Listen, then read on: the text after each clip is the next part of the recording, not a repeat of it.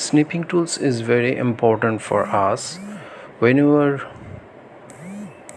going to skin print for something, then in that time it is essential for us. And this is the snapshot of the skin, and this is the free of cost, and without installing in any software you can use this snipping tools. Open snipping tools.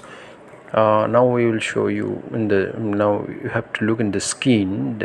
For Windows 10, select the start, and then you can write the snipping tools, then it is automatically, or search snipping tools, then it automatically come into the skin.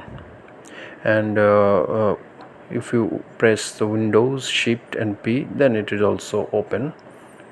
For Windows 8.1 it has some different, just search and snipping tools.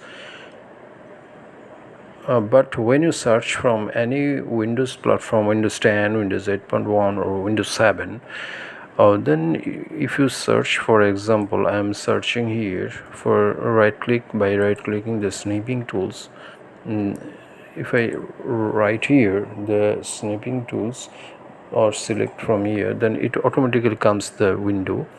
Then when you click the new, then it tell me which part I need to take the capture or take pictures. Then select from here, and then you can save it.